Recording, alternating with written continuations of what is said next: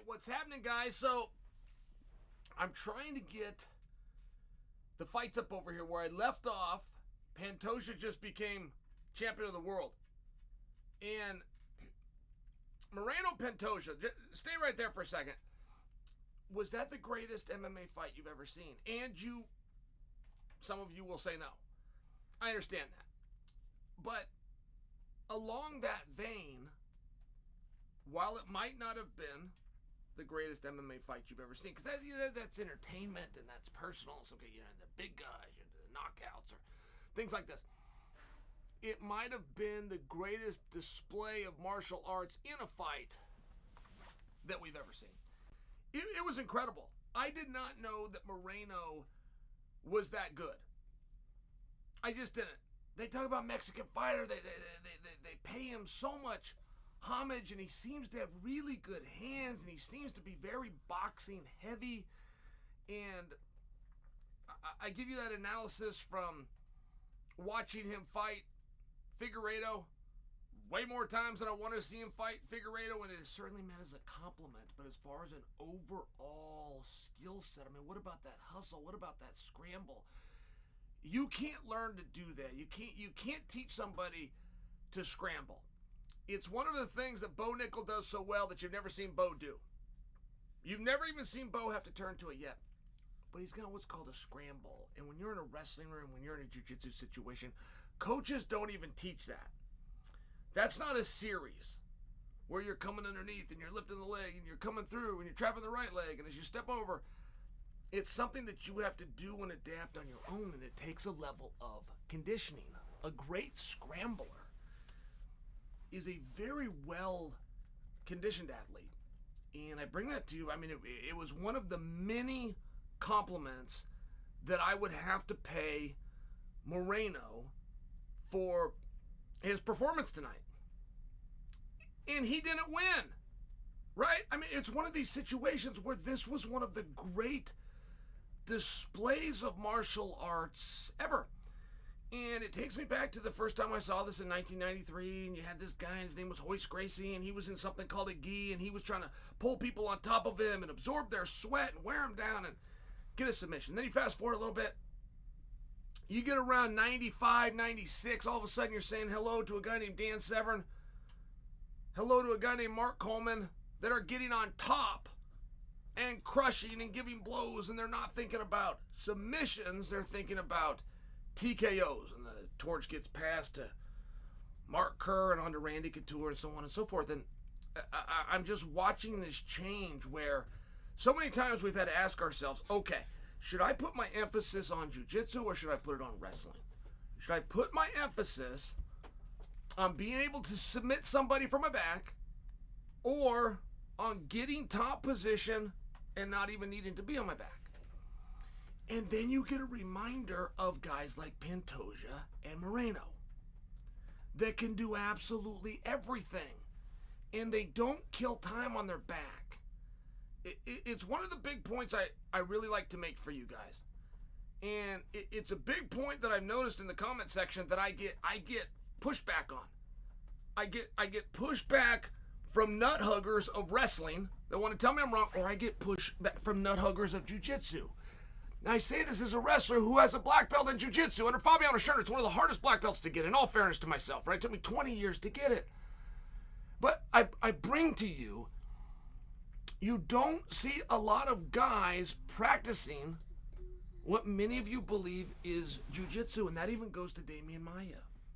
I remember when Maia had this great run and brought jiu-jitsu back and showed everybody, reminded everybody of what we knew of the powers of grappling. But there was great misconceptions about what Maia was doing. And Maia was not doing it from his back. And you would see Maia, sometimes he would even pull guard. He was very known to shoot and then go right to his back in like a half guard situation. But he instantly got an underhook and he instantly came on top.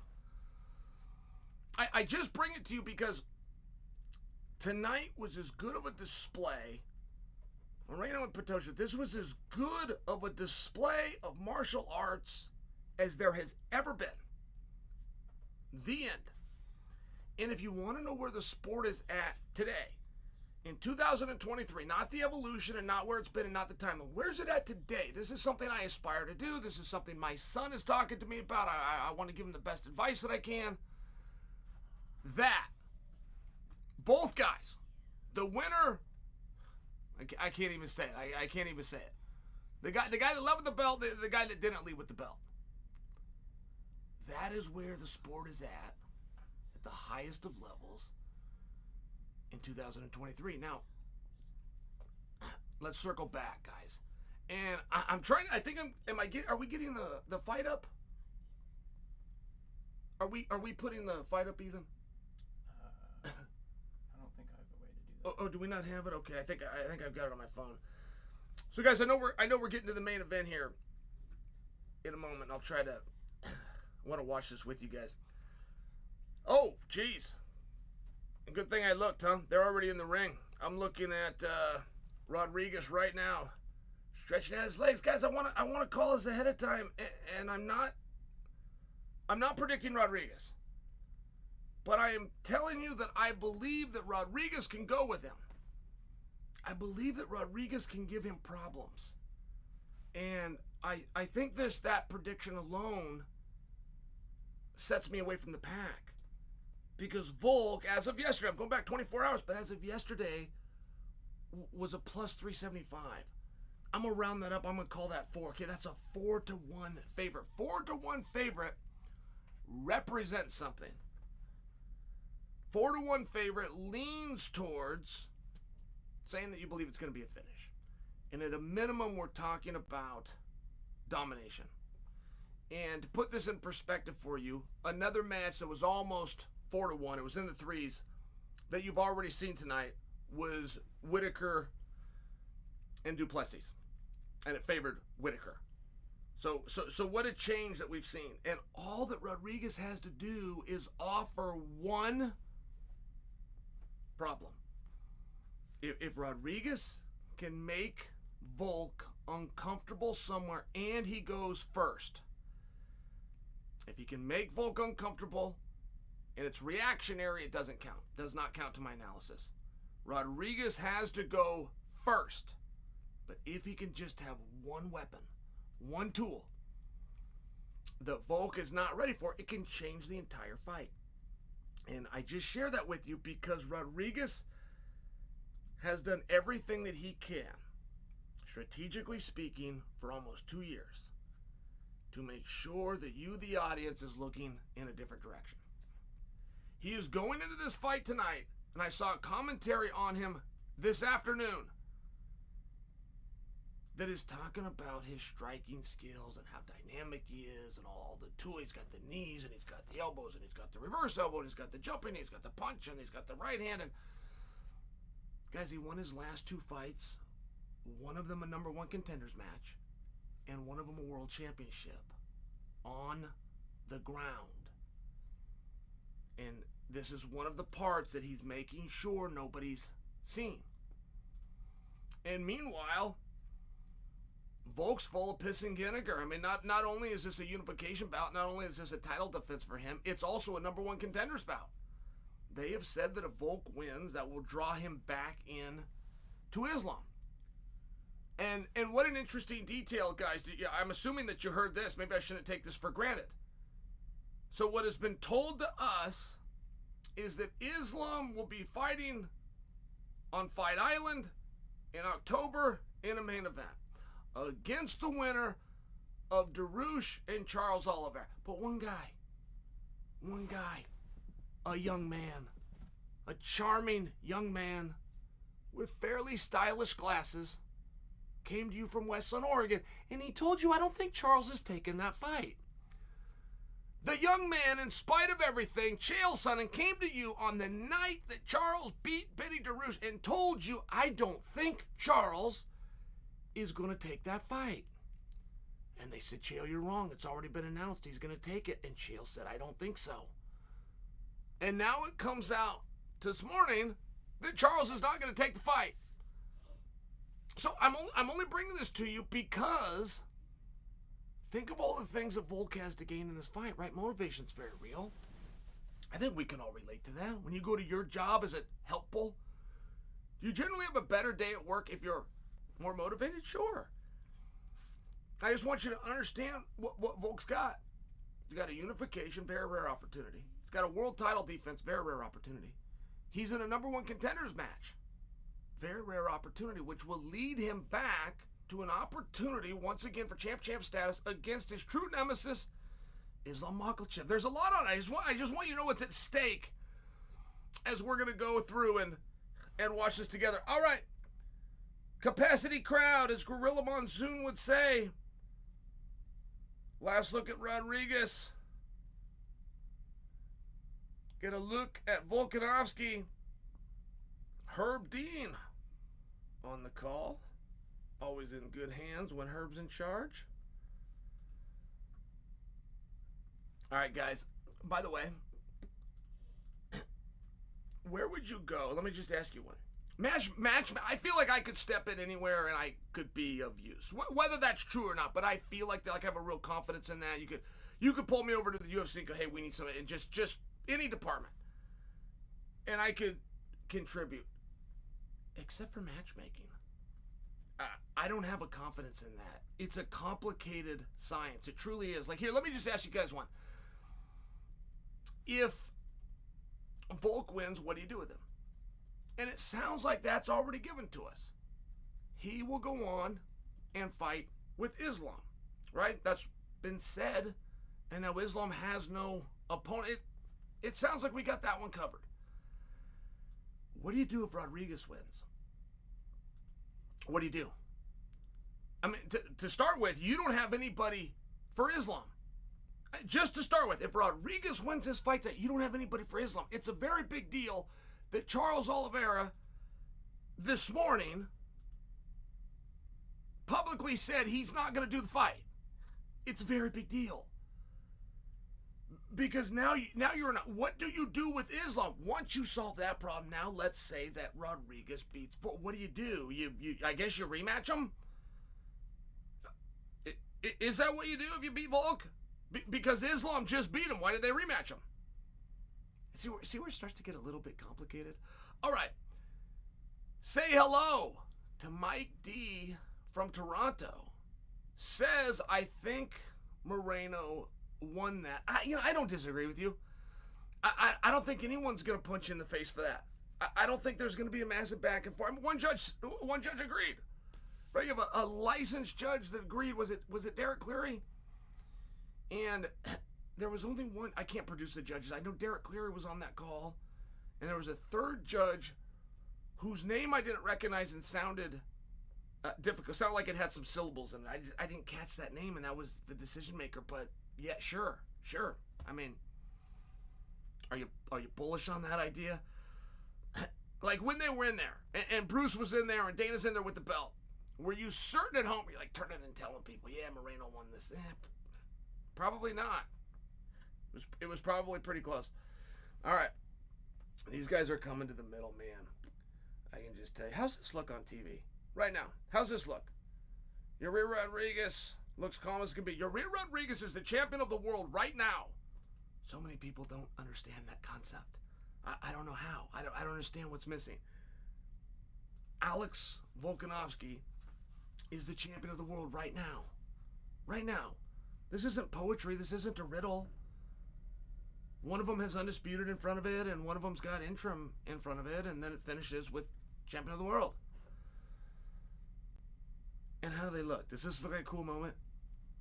Like, do you think you'd like to be in this moment? Would this be something that dreams are made of? Because I tell you, they're both playing it cool. Now they're good. They're good right now. They weren't when I started this. They're good now. Now that the referee has said go, it's okay. Before that, it's an act. They're staring each other down, and they're looking calm. They're touching gloves in the middle, scared to death. Oh, look at this. Yair. Yair's giving him something to look at. One thing that is so impressive with Volkanovski, guys, and there was a stat on this, I can't remember it off the top of my head, but it's his reach. When you look at Volk, he's a shorter guy. You see him with Rodríguez. You don't even need anyone to tell you who's got the height advantage, right? You're very clear. Volk's been in a number of fights like that, where even if not so clear, he was still the shorter man, but he had the reach. And they did a very interesting tail of the tape on him one time, and it's always been impressive to me. I'm an admirer of Volk's work, I must admit. But it's always been impressive to me how he can reach out and touch somebody. And Volk always controls range. And it's a extremely important thing that he do tonight. Because Rodríguez has those kicks, right? If Rodríguez can just keep that distance and just keep him at bay. I mean, this is Royce Gracie 101, even if it's a different style. Even if they're punching and kicking and trying to break each other with bludgeoning fashion, it's still Royce Gracie 101, which is, right, guys? Real simple. Say you, literally you, are going to fight me. I got experience. We're gonna give old Chael the upper hand, right? I got experience. I got steroids. I got the whole bit here, and I'll cheat, right? But here's the deal. I got to stay here, and you got to stay there. What difference does it make if I got a black belt? What difference does it make? The experience. What difference does it make if I turn the punch over? What difference does it make? And that was one of Royce Gracie's points. And he only had two. The one I just made was one. The other one is take all the space away, no space at all. Right now, as I'm saying that, you see Volkanovski on top. And I'm telling you right now, Volk turned to wrestling, and he took this fight to the ground because he did not like the range. And there wasn't enough of it that we can say that Volk was losing it. But there was enough of it that I can tell you he was not comfortable with it. He saw I'm not getting where I need to be. I'm in danger. I'm at the end of punches. I'm at the end of kicks. He's not. This game is I touch you and you don't touch me. That's what this whole game is. So it's a very interesting position. And right now, see what Rodríguez is doing. It's called a lockdown. See how Rodríguez is controlling the neck. Now he's coming in front of it. This is when you're setting up a submission. And normally I would blow this off. In a world title fight on this caliber, you're not getting submissions. Nobody's getting submitted. But Rodríguez is the guy that submitted his last two opponents. So it's a long body. It's an awkward position. But this is another battle where you want to have range. Rodríguez is grabbing the wrist right here. He's trying to push him off. Could look for a scramble to come back up to his feet. Volk's very strong here. Looks like Volk's got a cradle. No, he doesn't. Rodríguez's head's clear. This is a big deal that his head's clear because now Volk's got to start all over. This position, per the judges, is advantage Volk. I understand we're very close here. This is advantage Volk. There, are you trying to say this? You can come watch with me. You can come watch that. This is advantage Volk, but it's also energy drain Volk. This is Volk having to use his energy here. That's not so good, right? This is a trade. This is a trade. He's back to winning the round that he was already winning. He's the one using the energy, though. I'm just bringing this to you. This could matter later on. Yeah, Rodríguez is on bottom here. Another thing about Rodríguez, when I talk to you guys about he's going under the radar, it's a number of things, guys. He's the world champion. People aren't talking about it. He's a 4-1 under. He's the champion of the world. He's also a massive member of the very rare 5-round club. There are not very many athletes that ever in their career are booked for 5 rounds. They will never sign a contract. They're not a main event. They're not a title fight. Rodríguez has been a lot of main events. Oh, and by the way, they've gone the distance. And he's proved himself, and he's proved that he can hold up. I feel like Rodríguez hasn't gotten his credit. I feel like I need to come out and tell you this. Look, I know this is all going Volk's way. But this is very early, and this is also a very peculiar position. Right? This is essentially all off of one takedown. I get that they scrambled and Rodríguez came to his feet, Volk returned it, but a mat return is not the same as a fresh takedown. I'm telling you guys this as a wrestler. All right, did we hit the clock? All right, we hit the clock. Listen to me. A mat return is not the same as a takedown. So this was one takedown. I got to tell you this because the guy will oftentimes, not the superior wrestler, the non-superior wrestler will oftentimes get the first takedown. He'll go for it. The other guy's just not expecting it. Did you guys ever see a great example be Robert Whittaker, Kelvin Gastelum? Kelvin got taken down in that fight. The story of that fight was the takedown, but it was by Whittaker. Whittaker's never tried to take anybody down in his whole career. He goes for 4 takedowns in his whole career. Oh, by the way, they were all in the same fight against Kelvin Gastelum. He just had an element of surprise. I'm bringing that to you, and I'm making a big deal of it. I get it. I could end up looking very smart in just a moment, though. Okay? Because the first one, like anything in life, the first one doesn't count. And now Rodríguez knows how quick Volk can come in. Now he knows how he's going to set that up and how he's going to come down. Now he knows how he's watching his feet. Can he make the adjustment? I don't know. Can he make the adjustments? I don't know. Henry Cejudo would make the adjustments in the corner. Aljamain Sterling would make the adjustments. Chael Sonnen would not. I would not. I mean, right? It's a skill. Some guys said Daniel Cormier would not. All right, here we go. All right, here we go. Now, see, you're already seeing a different fight, guys. Volk's kicking with him. That's Rodríguez. Yeah. Oh, Reese, you're calling in and throwing off my feed. All right, guys, Volk's kicking with him. Yeah. They said Chael for governor? Yeah. Good man. Oh, look at this. Guys, I'm telling you, it's very interesting that Volk is kicking with him.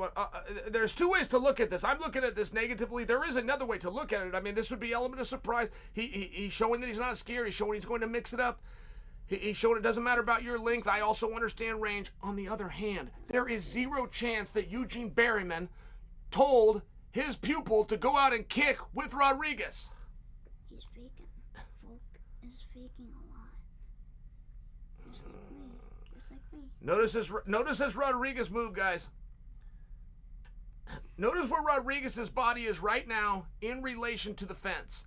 As Rodríguez moves and as he circles, if his back begins to get closer, even an inch, even 2 inches, even 5 inches, if it starts to get closer to the fence, it's a problem. He's losing.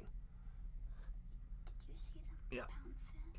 You hear them talk about guys and they will tell them, cut off the ring, cut him off. You know when a guy is getting cut off when his back as he moves gets closer and closer to the fence. It's exactly what happened here. All right, good stand-up here. Good stand-up. He's scrambling. A lot of energy by Volk. Volk just came from a very wrestling-heavy fight. But it was wrestling-heavy defense, right? We all thought that Islam was going to be taking him down, and he did.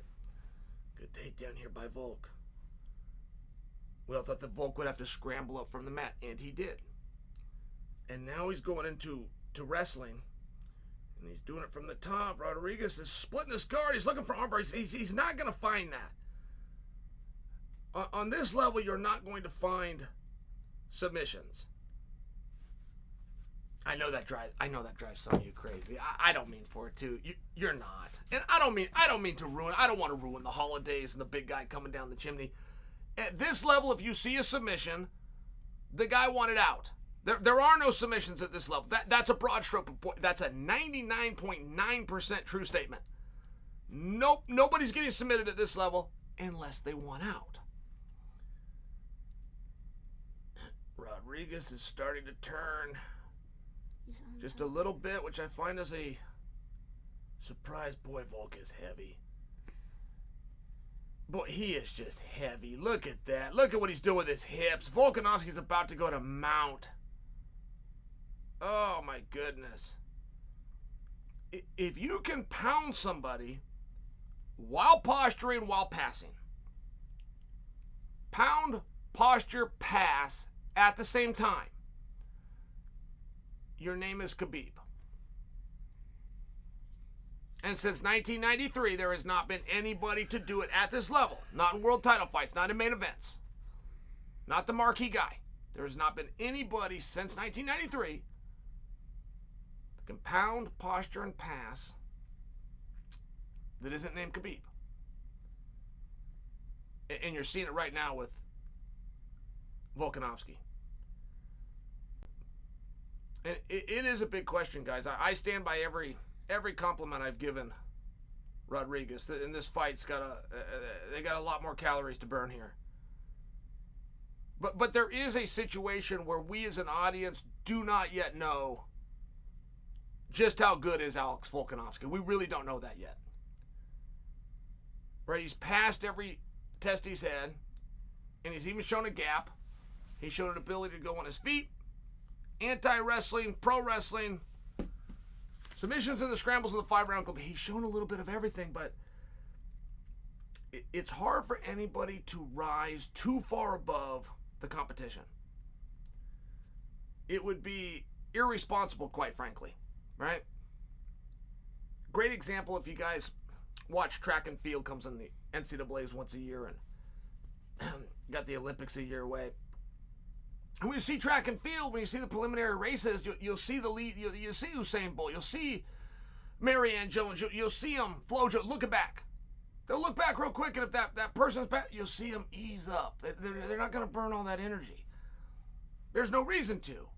All right, we got a break here. Rudy's in. He's looking at Rodríguez. They got to clean him up a little bit. I mean, look, Rodríguez is a problem, but it's only one. Rudy. Yeah, it's Rudy right here. Rudy. This is Rudy. Yeah, he used to be work with me in the corner. Rudy's dead. Wrap my hands. That's my Uncle Rudy. This is also Rudy right here. That's the same Rudy? No. Yeah, that's not my uncle. This is a different Rudy. Yeah, I know. I'll tell you guys where we're at, though. We're getting ready to go into round 3, and they're doing some serious work here on Rodríguez. But Rodríguez, thus far, we're 10 minutes in. He's getting tired. He's taking some weight here. He's taking some punches. He's starting to get frustrated. He's realizing there's no room for error. I've got to win the next 3. He's realizing these things, but he's only given up a takedown, right? You have no ground and pound if you don't have takedown. So Rodríguez has a couple of options here. Now, the number one thing he needs to do, and it'll be a very tough adjustment to make. I won't predict for you that he will make it. The number one thing he needs to do is keep his back off the fence. He has not been taken down yet where his back didn't hit the fence. And I just bring this to you because, well, to go back to Khabib and the way history says it, and what a great wrestler and what a dominant wrestler he was, I can't remember a time Khabib took somebody down where he didn't push them into the fence first. It might have happened, but I can't remember it. And I bring that to you because of the takedowns Volk has got. He's got it because Rodríguez is doing so much circling, trying to find distance. He's trying to keep that range so he can get the kick game going that you're seeing right here. But as he does it, he backs up. What is this? It says talk slow. A guy even commented. Oh, talk slow. Talk slow. I got you. There's a guy that Talk slow. That's funny. One of you've literally commented to me, says talk slow. That could be from my partner Ryan. I got you, Ryan. No, it's All right, Thero helping me out here. it's R.I.P. Rudy the Goat on there. Thank you, buddy. We thought we were gonna have on a different monitor. So Thero and I are watching this on my phone, but I do want you to see the adjustment that Rodríguez is making, because I maintain, and I don't quite have enough. Okay, he's backing up, guys. Do you see where his back is in relation to the fence? That's all Volk's looking at. When I was training with Randy Couture for every fight Randy had, every single fight, I think I'm going back to Pedro Hizo Part 1. But every fight that Randy had, one of the keys for Randy, one of his own keys in his mind, and he would practice this in the gym. Do you see the black barrier, guys, when you look at the octagon? Actually, look at the octagon floor right now, and do you see that black barrier that is in the shape of an octagon? Randy would never blast somebody with a double. That was Randy's number one takedown, possibly his only takedown. He would hit you with he would change elevation, and he would run. Put his head right in your chest. He would never blast that double until your foot touched that black line. It's a big deal. It's a really big deal when you're watching Rodríguez. If Rodríguez can stand his ground like he is right now, if he can stand right on that monster can, we have a completely different fight. If Rodríguez tries to run from Volkanovski, great, that's going to work. That's going to work all day long until his back foot touches that black line. Then he's getting knocked into the fence, and you're playing a totally different game, right? I have to hear every day. I have to hear every day from these Joe Schmoes that find an internet connection in their mom's basement and they decide to start an MMA show, try to go into business against me. But really, I got to hear from these guys about how complicated our sport is. And they're going round and round. Oh my God, this guy's so good. And it's such a complicated sport. And this guy's really figured it out. And he's got a new gym. And he's got this new training. You're on your feet. You're either touching the guy or you aren't. Okay? When you're on your feet, you're either against the fence or you aren't. When you're on the ground, you're either on top or you aren't. That's the sport. There is nothing else. So but please don't tell me about all of these different complicated things. All right, Herb Dean has stepped in and Volkanovski looks frustrated. Is Volkanovski frustrated with himself? I looked away, guys. That's what I'm asking. Is Volkanovski frustrated with himself for poking? Like, darn it, I did that. Or is he frustrated because he got poked? Okay, looks like a headbutt there. They're showing the replay. Clash of heads. Let's take a look at it. This is Daniel Cormier talking. All right, clash of heads. So Herb Dean, I don't believe is warning anybody. All right, this is not intentional. I don't know that Herb had to stop it here. Incidental clash that doesn't cause a cut. I don't know that rule, and I don't intend to begrudge it either way. But I think, for comment's sake, I think an unintentional clash of heads that does not cause a cut, I don't think the action needs to be stopped. All right, here we go again. Rodríguez taking ground. Good. That'll work all night. We got less than 15 minutes left. If Rodríguez stands his ground right here on this monster can or takes ground, which means he's backing Volk up, it's going to work for whatever's left in this fight. If Rodríguez backs up, he's got a problem. All right, here goes Volk. Volk's trying to kick with him. It's very interesting. What are you doing? You getting amped up? We got some questions here. Oh, we got a. Oh, Volk's stalking him. Volk's stalking him. Notice Rodríguez is backing up. Guys, I want you to notice this position. Oh, Volk's went to the body. Oh, come on. Frankie Edgar right there. Did you see that? It's over. It's over. That was Frankie. It could be, guys. This isn't the ground and pound and the takedown. That's not what's causing the problems right now. What's causing the problems is that body shot. Volk won. Yeah. He won. This stoppage, we'll see if the announcers catch this. This fight is ended because of that body shot. Volk backed him up into the fence. There's nowhere to go. And just like I've been preaching to you, that's where you're going to find your wrestling offense. That's where your striking offense. There's nothing you can do once you're up against the fence. Think about a wrestling situation, guys. I mean, think about an actual wrestling situation. Your high school, maybe you saw it. Maybe you went and watched some in college or even did some. You know how hard it is to take you down if you're backing up? It's so hard to take you down that I would go as far as to say you can't. Which is quite literally why it's illegal. It's illegal to back up in a high school wrestling situation. They will call you for it. Oh, and by the way, if you do, you just go right out of bounds. Right? There's no fence there. There's no fence there to stop you. So it's a very different situation. I'm just bringing this so you know what you're watching here, son. Let me finish up here. Oh, I didn't mean to bump you off, son. This fight is over. It's a very different situation. Thanks, Sarah. It's a very different situation, guys.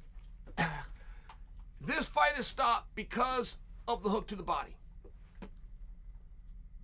And that's just yet another way, right? That's just another way that Volk is finishing fights. And I'm bringing that to your attention. I remember Rodríguez's last fight.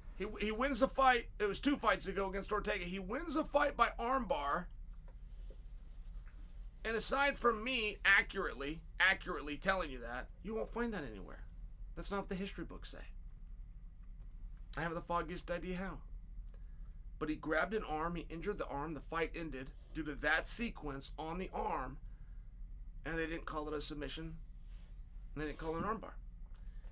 So I'm bringing this to you now, because if somebody tries to write this on assuredog.com, what are they going to say? Finished due to double leg? Finished due to ground and pound? I don't know. They could say that. They actually could say due to ground. You could say that. I'm letting you know. Went into this fight. It was the shot to the body. It'd be very interesting here what Volk does. We were told, and it felt somewhat loose, but a lot of announcements have felt somewhat loose, and they've been coming through. So we were told at one point, if Volk beats Rodríguez, and Islam wins his next fight, they'd rematch him. We were told that. And Volk just got a win, and Islam doesn't have an opponent. And I've been telling you guys for weeks that Charles isn't going to take that fight. Now, I wasn't attempting to disparage Charles. Charles, on his own official Twitter account, lobbied and campaigned hard for a fight with Conor McGregor. And if you have a world title fight, it doesn't matter who you're lobbying for or Red Panty Night or anything else. You want it or you don't. It's pass or fail. You ever seen a guy weigh somebody in? And the guy makes weight. It's a 185-pound fight. You put it on 185, and but the jerk moves the scale to see what he weighs. It doesn't matter what he weighs. It's pass or fail. Does he weigh less than 185? And you always get the guy there. He's moving the meat scale, and he wants you to know that the guy was 184 3/4. Shut up. It's weird. It's a weird thing to do. All right, let's see what Volk said. This week I flipped a switch. I prepared. All right. I really want to see here, guys. Excuse me, Joe Rogan is talking. I've got to turn the volume off on this. I can't have the volume picked up, right? This is an owned feed. So I've got to see this. In this case, I'm even reading it. But it has to be this way. And oh, there's the body shot. Oh my goodness. It does not get better than that. In the sport of mixed martial arts, I watched Mike Tyson highlight reels before where he digs to the body, he pivots off, he comes with an uppercut. Like, boxing doesn't get better than that. To go to the body, to pivot, and to turn and come upstairs right through the middle and land an uppercut, it doesn't get better. And what Volk just did, mixing up those skills, digging to the body. All right, let's see what he says. The sky is the limit. I might be in a good position right now, but I guarantee I'll be in the gym next week busting my ass. All right, here it comes. Joe just said, what's next for you? Joe is well aware. All right, 155.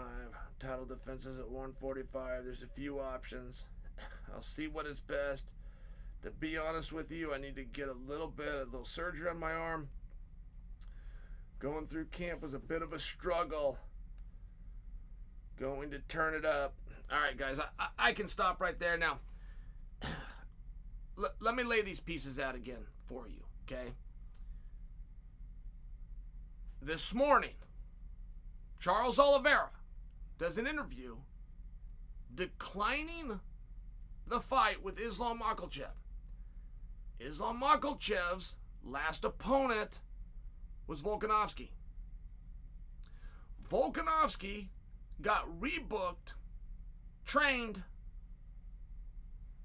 dealt with travel, dealt with commissions, did a full media tour, and competed. He was the loser of the fight with Islam. The winner, who is Islam, has not even been booked. Are you seeing the problem with this math? So Islam and Volk fight. The loser, he's got at least $1 million. He's got an opportunity. Just got to compete in the sport that he loves, right? He just got a job completed, got a new opportunity. This guy who won doesn't have any of those things. None of them. Then we find out this morning that what we had planned for this guy isn't going to happen. Now, this is not what's at work here. But believe me, there was no strategy. It just happened this way. Just humor me that there was a strategy here. Of course Volk says I don't want to do it. Of course Volk says I've got an injury. Of course Volk says maybe 145. Maybe I'll stay right here. It's a very different conversation. When Volk wants it, but Charles has it, it's a very different fight when you go in the interview. When Charles is gone and it's now your job, of course you kind of lost interest. Maybe you want it. Yeah, maybe you don't. get back to New Zealand. You know, I don't really have to go to 55. 45 is pretty good for me. I'll see who the contenders are here. I'm just sharing with you some of the gamesmanship in a normal situation that would be at play. And everyone's in a very precarious position. I couldn't go as far as to tell you that Charles himself is not playing the very game that I suggest strategically perhaps Volk just did. I mean, Charles Oliveira's interview coming out and saying, I'm not going to do a fight. I don't know if I've seen anything like it. I don't know. I know people that do interviews to announce they are doing something. I mean, if Charles Oliveira got an interview today to announce that he's not fighting Volk, I apologize, Islam in Abu Dhabi, I would like the same interview because I'm also not fighting him in Abu Dhabi. Would you guys like to sit down with that reporter? Because you'd quite literally have the exact same news. You're also not doing it. And in the statement where Charles said he's not going to do it, and don't forget, guys, this is in October, right? I'm not a nerd, so I don't have these off the top. I don't know if it's the 28th or the 22nd, but it's in October. I do know that. And Charles said that he would do it in November. That he needed a little bit more time, that he would do it in November. I'm quoting Charles here. I'm not picking on Charles. I'm telling you what he said. He did an interview to let you know he's not going to do something. And he will do it a week later. And that's Fugazi. And maybe we're just playing a game here. But as of right now, everything I'm telling you is true. The loser of Volk and Islam has already been booked, has already trained, has already media toured, has already traveled, has already licensed, has already been competed, and already got paid a bunch of money. The winner doesn't have a job tomorrow. Not as of yet. It's a very interesting spot. Now, let's go on to something else. I was in it's called the Green Room. And who do we got here? This is Sean Shelby. Oh, they've already moved on. All right, I got a different feed here. I was in the Green Room at Fox. Fox used to have a show called UFC Tonight. And it was a massive hit. I'm working with Kenny Florin over there and just great memories, but got to the end of the year, and I mean, it was quite literally the New Year's show. You know, it's like December 31st. It was the end of the year, and Steve Becker walks in. Steve Becker's the boss. Right under George Greenberg, and he says, hey, I just want to thank you. Says this to me, says, hey, I just want to thank you. And I said, yeah, man, yeah, you got it. Yeah, I don't know what I'm being thanked for. And then he lets me know. He says, all year, I have blindly listened to your predictions, and knowing nothing, I have done the opposite. Whoever you said was going to win, I bet the opposite. I did it all year, and I made a lot of money. And he was very serious. And I know that about myself. Why do I see these things so different? And it's some of it's a nostalgia. I think we all as human beings tend to think there's a greatness that comes with those that came before us. But reality tells us the next wave is better, right? The guys in the 90s were better than the 80s. And you can be a jerk and say that Wilt Chamberlain is better than Jordan. You can do that, but you're really not complimenting Wilt. And you're really not putting down Jordan like you think. You're not really trying to hold on to your years at the diner and the Letterman show. You're really not doing that. You're insulting the entire game, right? I mean, basic biology is you evolve or you become extinct. So if you're telling me that a guy in the 90s wasn't as good as a guy in the 70s, you're telling me the whole game has stalled. And I just share that for you because while I'm scolding you, I've got that same problem. I'm looking at Plessis, I'm looking at Whittaker, I'm saying, hey, there's not a whole lot to see here. There's just not. This is a bad match. And you guys agreed with me. Right? Like, I wasn't out on my own here. Whittaker was over a 3-1 favorite. And I never flinched on that. I never flinched on that one time. until they did what's called a ring walk. And when they walk to the ring, there's a look in the fighter's eye. And Robert Whittaker had the eye of the tiger, absolutely. He had everything he knew. That was a well-trained and awesome and excellent version of Robert Whittaker, for sure. But the fear that I assumed a young man named Plessis would have of the former champion and the future Hall of Famer, it wasn't there. There wasn't a fear. The fact that he was a 3-1 dog, the fact that Adesanya's sitting cage side, the fact that it's either on to the marquee or it's back to the dog park. That is a pressure that I know. That's a pressure that I can share with you. It's very, very real. And no one told DDP. He just didn't know. He thought he was supposed to be in there. He thought he could go grapple with Robert Whittaker. He thought he could get on top and ground and pound a guy that Yoel Romero could not get on top and ground and pound. Why would he possibly think that? That doesn't make any kind of sense. He thought he could go out, he could be orthodox, he could be southpaw, he thought he could punch, he thought he could kick, he thought he could push the pace with Robert Whittaker. Why would he possibly think that? Because he's beat 5 or 6 guys in a row? What's that got to do with it? I'm talking about Robert Whittaker here. These aren't comparable resumes. These aren't even close. I saw it. You guys saw it too. You saw it when he walked out. You saw it when he walked out. You saw it even after the fight when he was cutting his interview. He's cutting his interview, and he doesn't know at this point in time that Adesanya's standing behind him. And it was very interesting. He was trying to thank his people. He was trying to do right by his team. He was trying to do right by his family. And he looks over his shoulder, and there's Izzy. There's a 6'3" problem standing right behind you that, by the way, has proven to be pretty well-mannered, but has made you nervous a number of times, right? Like, Adesanya hasn't actually broken bad on anybody, but boy, he's made you think he's gonna. And, it was just one of those moments. Like, it was for sure the shot of the night. From the great production crew that filmed this, it was the shot of the night when DDP is cutting his promo with Black Shirt Rogan, and there's Izzy right behind him waiting. And I guess DDP knew that if he won tonight, he was fighting for the title.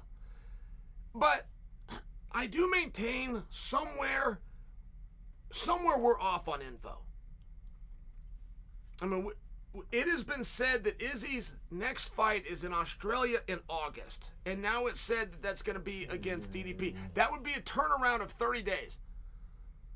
To just put that in perspective, Islam Makhachev, the champion of the world, has been out for 5 months and is scheduled to be out another number of months. No injury and no illness at the prime of his career. I don't believe that DDP is getting turned around in 30 days.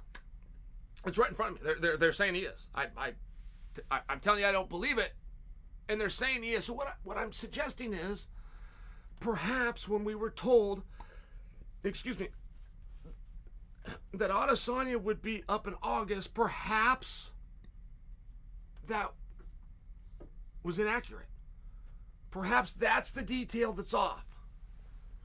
And perhaps Adesanya isn't up until December, because I must tell you, it was stated there was a new television deal in Australia. It's kicking off in August. Izzy's going to the top of the bill. That is specifically what was said. But there has never been mention of this new television deal in August again. And maybe it's just uncommon. Maybe that's it. Plessis will take the fight. He'll be ready to go. Be a great opportunity. Turn around in 5 or 6 weeks. Great opportunity. It's no problem. I don't suggest that for you. But it would be very out of line. And I'm just making the suggestion. It appears that those two are going to match up. We've just missing the detail of when.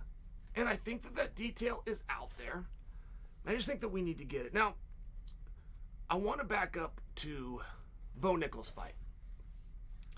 And Bo Nickal is in an interesting position, right? You have a world champion wrestler, and a little bit of that is Chael speak for his hardcore wrestling fans. But America is the only country in the world that contests a style called collegiate. So if you win the national championship in America for collegiate, you are now the world champion. But a lot of people don't like that speak, right? I mean, that's cheating. That's what football and basketball do. They're the National Football Association. They're the National Basketball League. And then when you win it, they call you a world champion. Wrestling doesn't like to do that. They know that's a scumbaggery, and they know it's cheating. I like scumbags, and I like to cheat. I call them a world champion. And when you're in that kind of a situation, you're going to have a few fights of free reign to let your hands go. You just will. All wrestlers do. And there will also be a deception period for the wrestlers that let their hands go and find success. There will be a deception period of well-roundedness. There'll be a deception period of this is the great, this is the one. This is since 1993 what the sport's been looking for. It's right here. When the reality is the opponents thought that you were going to come out and wrestle. It turned out you let some hands go. You did it 2 or 3 times. Guys watch the tape and the gig is up. And I'm not saying which is which.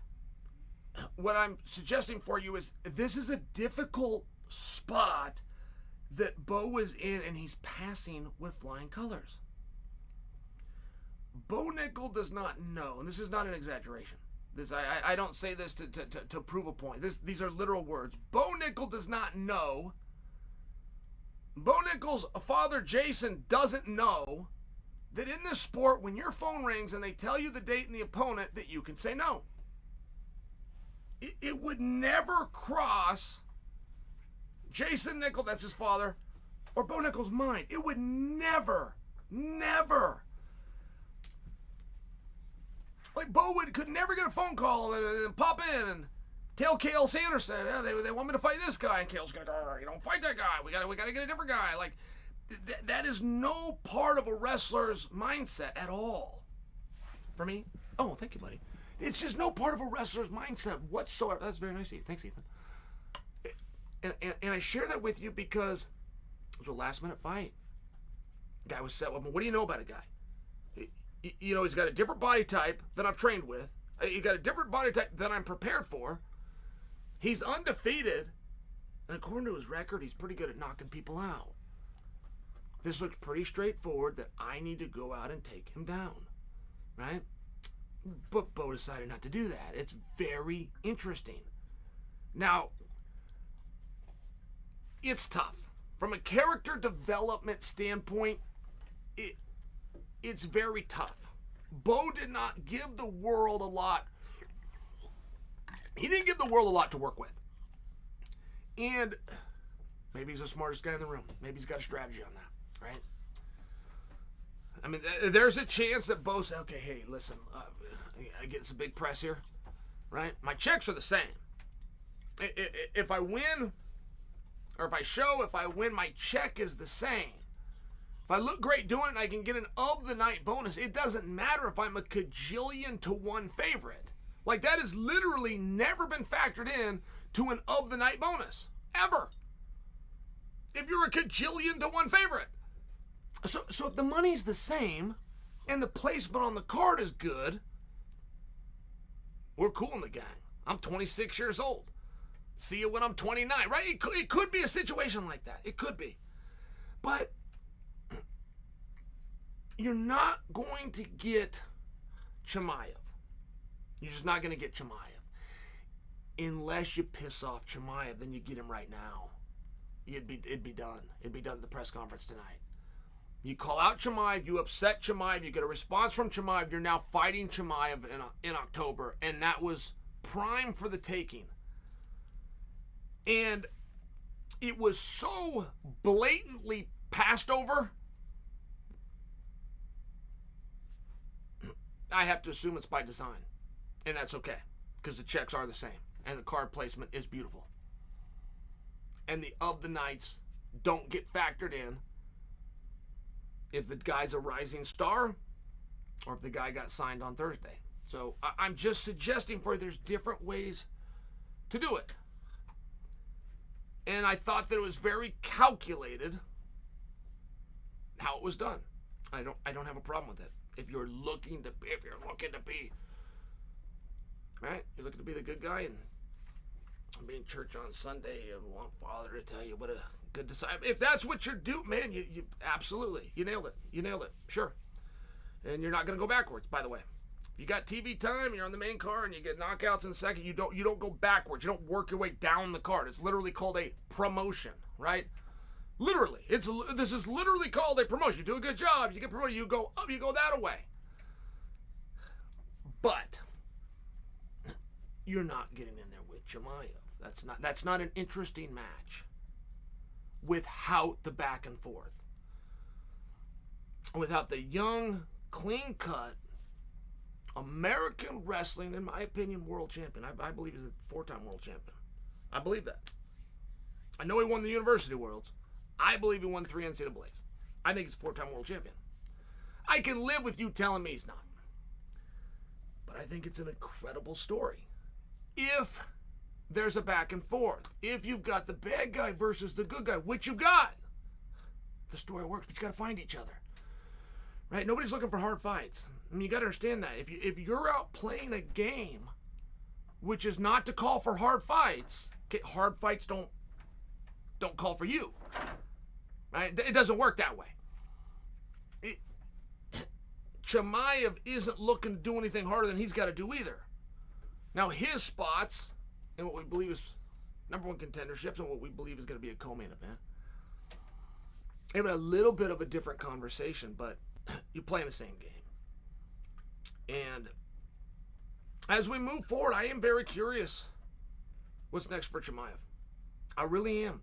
That seems to be the one that isn't quite talked about. Chimaev did an interview recently saying that he doesn't know. Kamaru Usman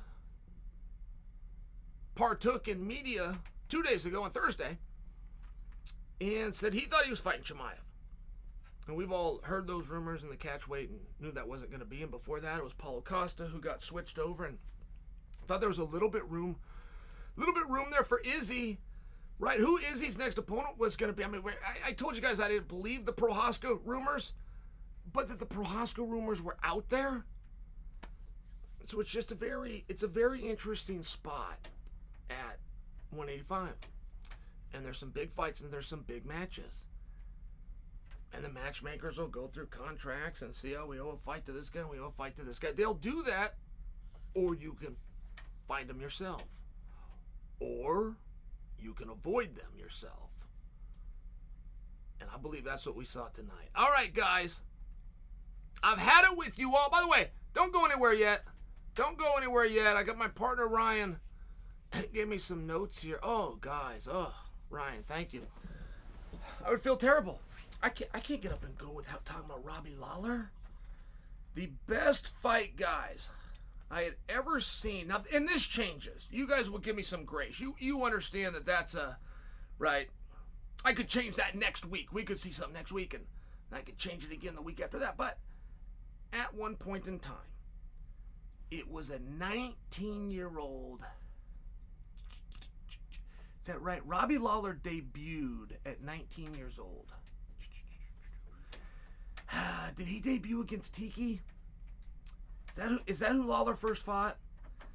One of Lawler's very early fights. I'm not sure he was 19. He might have turned 20. But he fought Aaron Riley, a Matt Hume disciple from AMC. And Lawler versus Riley was the best fight I had ever seen. And we'd never seen guys take blows like that in MMA. And moving forward in Lawler's career, we never saw anybody take blows from Lawler like that, right? Like Aaron Riley deserved a lot more credit. Aaron Riley had a good career. He's got good memories. He wanted to be a coach. He's a very nice guy. He lives up the road. He deserves more credit.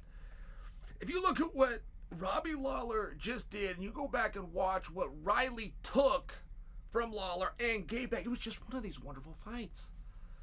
And Robbie Lawler, I remember being in an event, and it was right after the UFC. They used to do some smaller shows. UFC used to play Friday nights, just so you know. Right now they're on Saturdays and 10 o'clock Eastern, but they used to play Friday. And then they started playing Friday, and then sometimes it was Saturday, and it got a little bit confusing, and they finally locked in on Saturday. But I'm just reminding you, so they would play Friday night, but then you'd have somebody else trying to pick up the leftover fans, and they go to like the Hard Rock, they get a good little casino, they set up a cage, and they do a show on Saturday. And it was great fun, actually. If you made it out to Vegas and it was a destination, right, there's only 5 and 6 UFCs a year, so if you could go out and get 2 shows for one, if you had to buy a couple of tickets, it's a very cool thing. And there was a show, and they brought Lawler out, and people were coming up there saying hi to him. And he did not like it. I mean, to the point that he was a jerk. Yeah, I'll go as far as to say that, but he didn't want to be. He didn't know how to deal with that. He was 19 years old, and everyone knows who he is. This fight with Riley was a big deal, and Lawler got discovered. Dana White used to attend events live. He would attend and he would recruit. And one of the events that he went to, one of the few events that there even was, but it was called Super Brawl. Very good promoter named TJ. Used to do a great job. Kind of stepped away from the sport. Was putting these shows on called Super Brawl in Hawaii. And Robbie Lawler went out there and he had the heavy hands. He was a young kid. He had the military. He had a couple of things with him. He had the right look. He had the scary eyes. Great big shelf life. And Dana White stood up from his chair and started yelling. He was just yelling. He wasn't even talking to anyone, but he was yelling, I'm going to make that kid a star. Whether that happened or not, I was told that it happened. Josh Barnett told me that he was there at that he saw Dana, and then Dana signs Robbie Lawler. I've always believed that to be true. I'm quite sure that it is a true story. What I'm sharing for you is early on in Robbie's career, he wasn't ready socially to handle that success, right? And I witnessed that with my own eyes. Where I'd see him, man. I was one of those guys that wanted to go up and pat him up, like, oh, hey, you're the guy, you won, you fought Aaron Riley, it was the greatest fight I've ever seen. And I didn't do it because I saw other people that did. He didn't like it. He did not like it. And I took that with me. I remember the first time I said hi to him. I was gonna say hi to him that night. I didn't do it. And he even did an interview after that with one of the .coms and said, I don't know what these people are walking up to me like they know me for. And it was like 15 years later. And I ran into Robbie. It was in a bar just in the hotel we were staying at for the IFL. And I didn't really know what to say. Do I go introduce myself? Do I not? Right. I mean, I had this thing all these years before where he looked like he didn't want anyone to say hi. And he said, what's up, Chael? Like that, like we knew each other. And I rolled right. What's up, Robbie? We started talking, and before I know, we just changing numbers, and he's doing podcasts and whatnot. But he was such an interesting guy. I don't know of anyone that had a surgence. I could tell you a couple of resurgences. I can't think of anyone that had a surgence as late in his career as Robbie Lawler.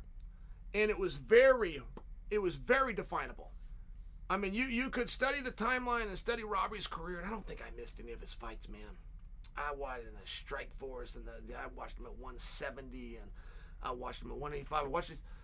I watched all these matches. I'll share with you, if you follow the timeline of his career, you could take a finger and you could poke it right through the calendar. It was when Robbie went to American Top Team. And even talking with teammates, right? Like, I remember the Militich guy saying that Robbie didn't like to warm up. On fight night, he would not warm up. He would be in the back and decline warm up. He'd stretch a little bit, wait till they called his name. And I'll just tell you, as an athlete, that's a very hard thing to do, because there's something called a second wind. And if you can burn that first one out, it doesn't feel very good. It doesn't get you very far. But that second one, boy, that wall's a lot further out there. In most athletes, I would trust that he would know himself, but maybe not. And then he left Militich and ended up in Arizona. And a lot of those guys said that he would come in and he would work hard, but it would be shorter. He wouldn't come in and do the whole he would come in shorter. And he'd go intense, and he'd go hard, and he wouldn't miss practice, but he would go short. I remember hearing these things. He goes out to Coconut Creek, and his teammates are talking about they can't go to the gym and not see him. There was some kind of a strength and conditioning coach specifically at ATT in Coconut Creek. So there was with the strength and conditioning where Robbie just never missed. He believed in this guy. He felt, and off they went. And you look at Robbie Lawler, who used to be 5-minute guy, right? He was going to bring you hell in that first round. But if you could get out of it, the odds really look good for you, right? Or at least they started to increase. You get into the third round. Now they're leaning in your favor. He goes from 5-minute guy to 5-round guy, right? Or the most endurance athletes, the Matt Browns, the Rory McDonalds, just for example, where these guys are talking about his toughness, and they're talking about his conditioning, they're talking about his heart, they're talking about how hard he was to deal with later in the fight. I would argue for you, one of the great rivalries ever, and it came and left, but it should be revisited. Ever. One of the great rivalries ever, without exaggeration, Robbie Lawler and Johnny Hendricks. But what was so incredible about the Lawler era was the 5th round. And that just wasn't a tool that he had in his 20s. It took a maturity, and it took into his 30s, and you could point right to where it came. And now he's done. I mean, nobody gets to go out like that, right? But, you know, sometimes it's what dreams are made of. Congratulations, and thanks for the memories, Robbie Lawler. All right, Ethan, I've had it. We good?